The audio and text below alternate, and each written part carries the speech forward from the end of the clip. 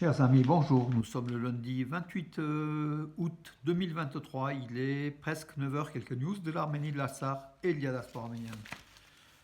Le Dauphiné libéré une nouvelle fois, donc le journal de la région de Dromardèche, de Valence et des départements de Dromardèche et de Valence ici. Donc c'est le seul quotidien d'ailleurs, avec un article sur justement ce week-end, ce samedi, donc samedi 2 septembre, à Valence, à la Chaban Delmas, à Valence, donc le forum des associations de Valence avec IDGEVAL, l'association de jumelage, enfin de développement justement des activités entre la ville de Valence et la ville jumelle d'IDGEVAL en Arménie, chef-lieu du Davouche. Voilà, donc l'an dernier, on avait reçu donc sur un stand du marché des villes jumelles, on avait reçu donc le maire, la préfète et puis justement des élus, avec mon ami Rostov Iliozer, le président de d'Idjeval, et puis Georges Rasclin qui est adjoint au maire aussi. Voilà, cette année ce sera pareil, donc ça sera aussi le 9 septembre, place Saint-Jean à Valence, le marché des villes jumelles, mais avant, donc ce samedi 2 septembre, pour donc ceux qui peuvent, donc le forum des associations à Valence, en présence d'à peu près 500 associations, dont Idjeval, qui tiendra un stand avec d'autres associations de villes jumelles. Voilà puisqu'on est dans les présentations, donc Chrétiens orientaux, l'émission sur France 2, dimanche 17 septembre. Donc ça sera sur l'histoire des Arméniens de Venise, une superbe émission d'une demi-heure.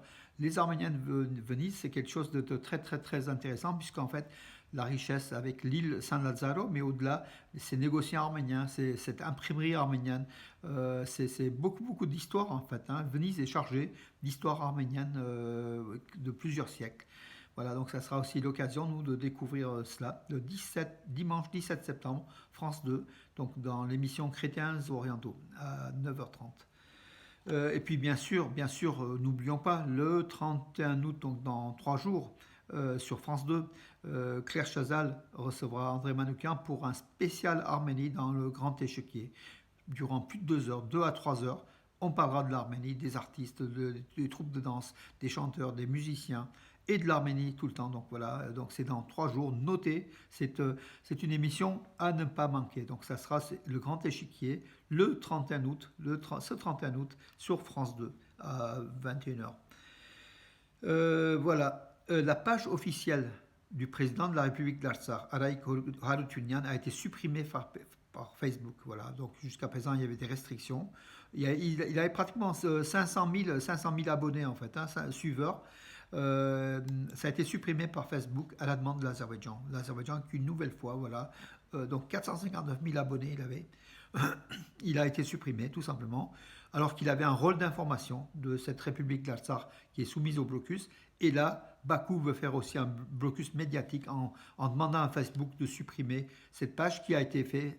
Facebook a obéi au dictat azéri une nouvelle fois. On ne dit pas bravo Facebook, on l'utilise, mais vraiment Facebook a des méthodes quand même, des méthodes un peu drastiques, un peu comment dirais-je, condamnables et qui sont loin d'être des méthodes de justice. Voilà, suite à plusieurs plaintes de l'Azerbaïdjan, Facebook a tout simplement supprimé la page Facebook, le compte Facebook du président de la République d'Artsakh, Araïk Harutyunyan.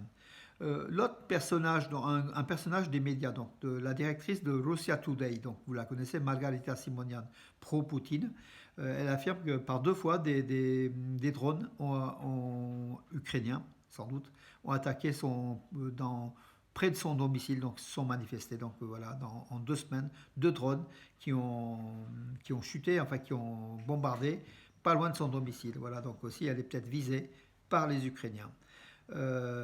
Alors, hier et avant-hier, donc, à Yerevan, surtout au quartier nord, la rue du Nord, boulevard du Nord, pardon, et devant la rue, sur la rue Saliane, des tapis arméniens, exposition, et puis surtout de fabrication, l'art de la fabrication du tapis arménien était réalisé par des Arméniens, justement dans cette journée européenne du patrimoine, en fait, des journées européennes oui, du patrimoine organisé en Arménie, donc le 26 et 27 août, une leçon donc au public, donc le public qui pouvait venir voir le tissage des tapis et puis dans des ateliers éventuellement, donc plus tard.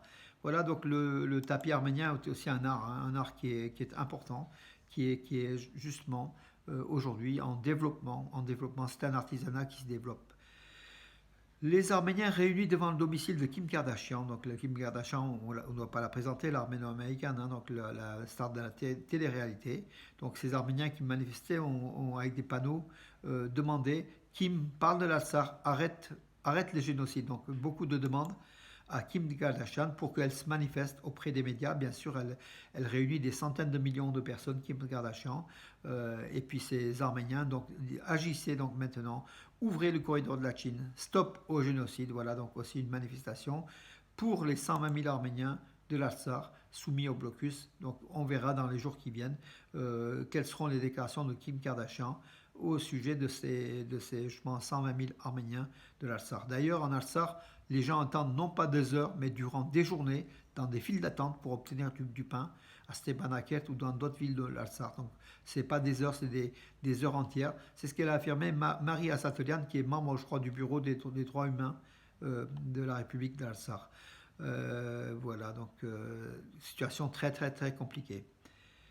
Que dire d'autre, mes amis? Oui, l'Azerbaïdjan qui a envoyé une note de protestation à la Fédération de Russie pour la célébration avec Ekaterinbourg, c'est une ville de Russie, qui a célébré, dont des personnes ont célébré le 30e anniversaire de la République autonome de Talish-Muran en Azerbaïdjan. C'est une région peuplée par des Talish. Je crois qu'ils sont plus d'1 million en Azerbaïdjan. C'est une minorité qui n'est pas azérie et qui a organisé justement le 30e anniversaire de la fondation de cette République autonome de Talish-Muran, bien sûr non reconnue par Bakou.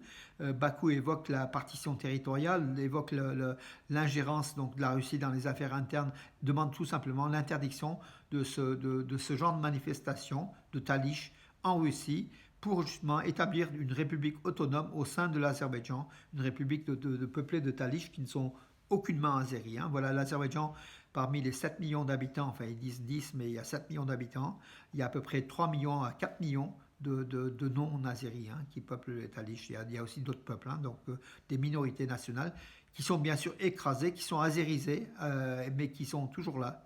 Et dès qu'il y a un petit combat qui se présente, comme c'est le cas, Bakou réagit pour pas qu'il y ait une partition de l'Azerbaïdjan, mais qui serait inéluctable puisque ces peuples n'ont rien à voir avec le peuple azéri, n'ont pas du tout la même culture. Voilà mes amis pour les informations de ce week-end, enfin d'hier surtout. Elles sont courtes, elles sont là, mais en tout cas, sur ce, je vous souhaite une bonne journée et je vous donne rendez-vous à demain mes amis. Bonne journée.